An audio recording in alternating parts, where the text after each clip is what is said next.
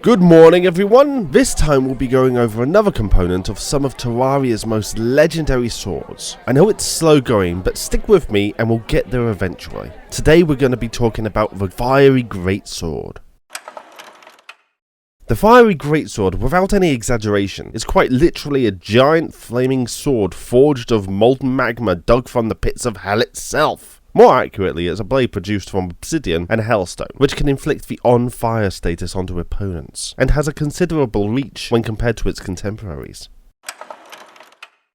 While being one of the most powerful swords that can be crafted without the use of enhanced ores such as hallowed or jungle variants, it pales into insignificance once the wall of flesh has been defeated. That said, it is an absolutely vital piece of equipment in reaching that point, as well as teaching explorers about some of the most dangerous aspects of Terraria. For to craft a blade, the would-be wielder must dig deep into the core of Terraria to extract the right materials, these being obsidian and hellstone. Obsidian, although capable of being crafted on the surface, requires a mixture of water and lava, the latter of which needs at least one trip to a depth of over 1500 feet within a smaller world and over 3000 feet in a larger one to obtain it. Hellstone, however, can only ever be sourced from the very deepest parts of Terraria. Here there are the constant threats of incineration by lava pools, relentless attacks by demons, and the ever-present risk of accidentally awakening the wall of flesh by dispatching the wrong demon. Added to this, the fact that a relatively powerful tool is required in the first place. Deposits of the ore are fairly inaccessible, and when the ore is mined it releases further lava that can quickly fill a cavern. Hellstone is easily one of the hardest ores to extract. Once materials have been obtained, the sword itself is actually quite simple to create, requiring only an iron or lead anvil. This is of course given that a hellforge has been sourced in order to refine the hellstone and obsidian into hellstone bars. While the Firey Greatsword is not capable of firing any form of projectile, potentially giving it the reputation of being nothing more than a simple flaming broadsword, its physical reach is possibly up there with swords far beyond its damage rating, making it an excellent fallback when materials for something better are scarce. Because of its size and power, some believe that the Firey Greatswords may once have been the weapons of fire giants, who may have dwelt in the underworld far in the past, smiting interlopers with their mighty weapons.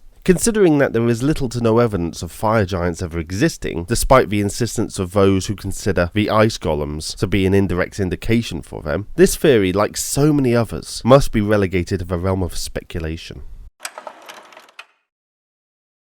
Given the difficulty in sourcing the materials, it is not really surprising that the Firey Greatsword is one of the strongest swords that can be created before defeating the Wall of Flesh, and is, in fact, one of the components of the strongest, capable of being used even after the forces of light and night have been released. However, nothing changes the fact that while it is impressive early on, it doesn't stay that way, and can be easily forgotten about once renewable sources of better ores are secured. Given this, the Firey Greatsword has been given an artifact rating of merely noteworthy. Okay, so only 2 more swords to go until we start talking about the really interesting stuff. Yes, 2. Don't forget, even though it only needs 4 in total, one of the swords in the Knight's Edge is interchangeable. If you want to find out more about that whole situation, then subscribe for more lectures and support the course on Patreon so we can go about doing some better research. I can't tell you how much easier it was when I had postgrads do all my work for me. Okay, remember not to do anything I would do, and hopefully I'll see you all back here next week.